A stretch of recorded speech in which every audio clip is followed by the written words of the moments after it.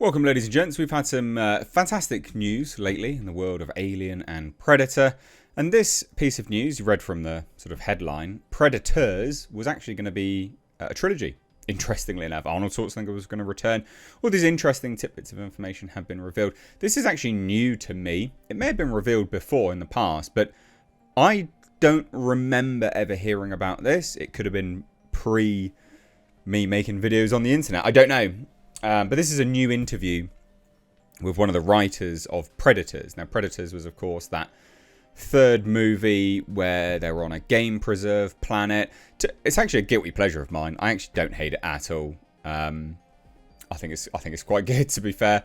Yeah, I view it as more of an homage to Predator than anything else. Yeah, it's got some issues here and there, but all in all, it's pretty fun. Walton Goggins is in it. He's always a blast, so yeah, I don't know, I have some good fun with it. The designs are a bit wonky, except for the crucified Predator, which they actually modelled off of the original Jungle Hunter costume. So that's why it looks so good. But yeah, nonetheless, anyway, we're going to take a look at this article today, this interview, should I say, with the co-writer. It is interesting. Hit subscribe if you're new here, guys, or indeed you're a returning viewer. I can see a lot of you guys from the analytics. You keep watching the videos, but you're not yet subscribed. There's a large proportion of you, and it would mean a lot to me, and it really does help the channel out if you could just hit that subscribe button. It genuinely does go a long way. So thank you in advance to those that choose to. Let's take a look at this article. Well, this interview, should I say. So this is on sci-fi.com. And it just says Predators wanted to kick off new trilogy with Schwarzenegger returning. And visit to Predator Planet. Again, this may be news to people. This is news. It may not be news to people. This is news to me. I don't know whether this has previously been revealed or not. I'm not aware of any of this stuff. So when I saw this, I had to do a video on it. Because there's going to be people similar to me that just hadn't heard of this before.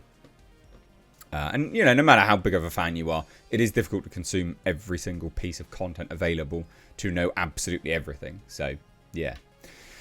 But anyway, let's take a look, right? So, in the summer of 2010, Fox attempted to revamp the iconic Predator franchise with the aptly titled Predators, which is actually streaming on Peacock right now. Weird that it's streaming on Peacock, but okay. Moulded in the vein of the 1987 original, the 2010 film, directed by Nimrod Antal, made one major tweak to the well-worn formula. Rather than have the Predators come to Earth to hunt humans, the humans were brought directly to the Predators, a pack of dangerous individuals from a Black Ops mercenary to a member of the Yakuza, to a convicted death row felon, to a literal serial killer, and they're unceremoniously abducted and dropped into a remote game preserve somewhere in the cosmos. Now, again, I didn't hate the film, definitely has issues. I will say they did a follow-up comic to this, with which was quite interesting actually. It's not a bad comic. I did a video on it. If I remember rightly, I'll try to leave it linked above. It's not a bad comic. It's a bit out there, but it's not bad. So yeah, Predator screenwriter Michael Finch discusses expanding the canon. So he says, we wanted to flip the paradigm a little bit, and we desperately wanted to expand the canon.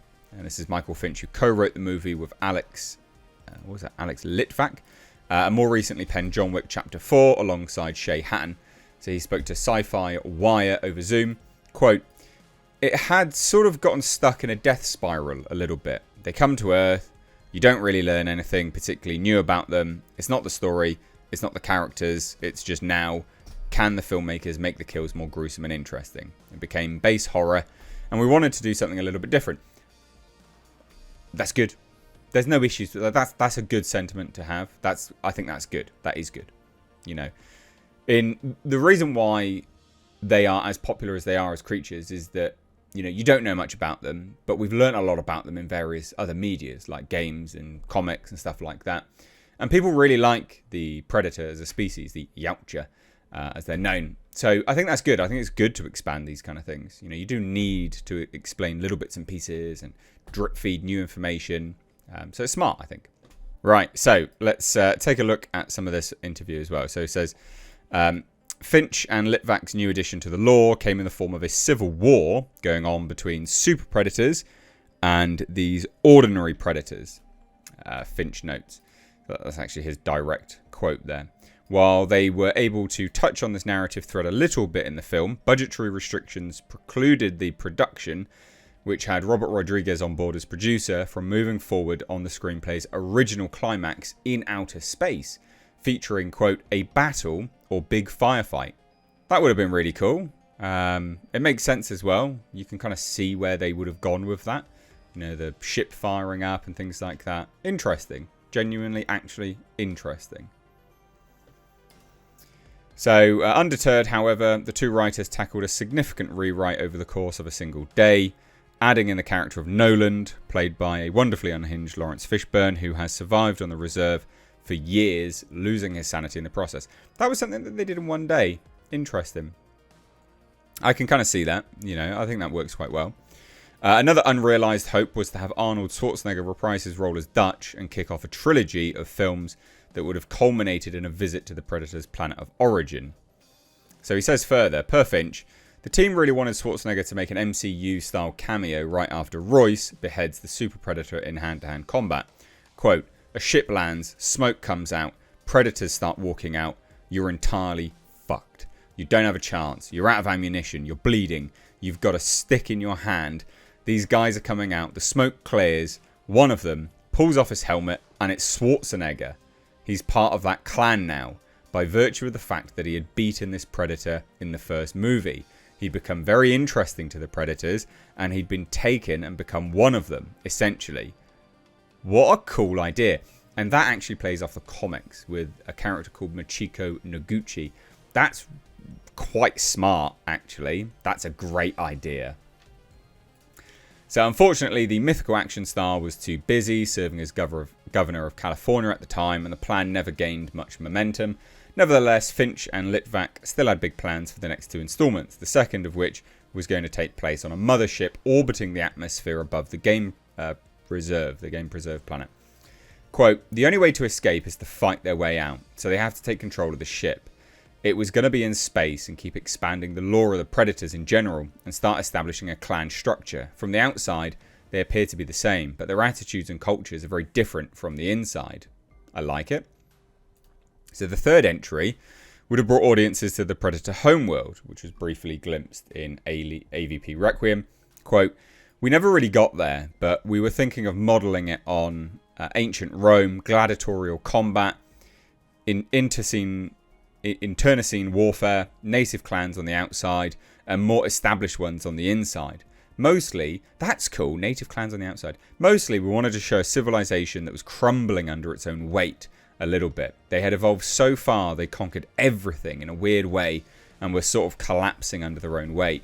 What a cool idea. Some of these ideas are wicked.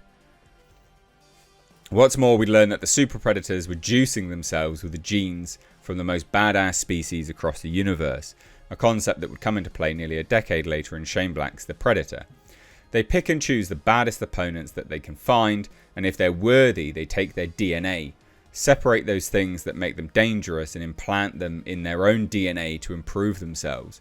The idea was that there had been a dramatic escalation in predator evolution through science, and that there were going to be side effects of that.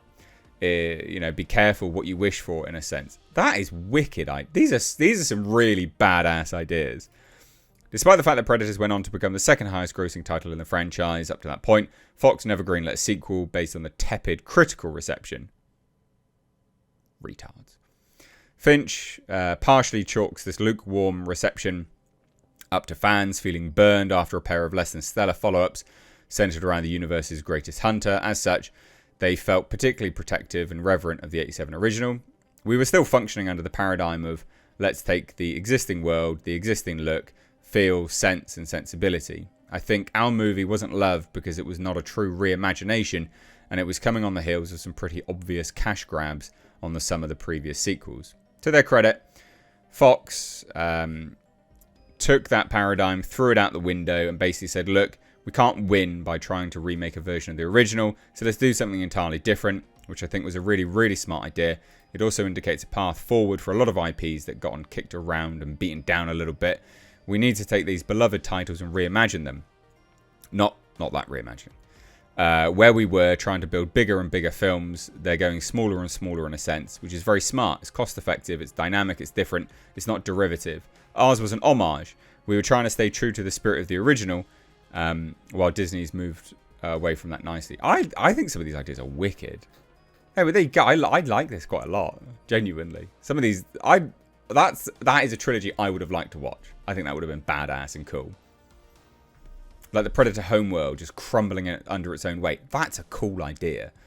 This epic civilization that has advanced so far from, with science and evolution, and then they've conquered so much. They sort of, again, like Rome, they sort of become indulgent and sort of navel gazing, things like that, and they just fall apart. That's cool, man. That's wicked. Anyway, I'd love to hear your thoughts. Drop it down below. Take care. Bye-bye now.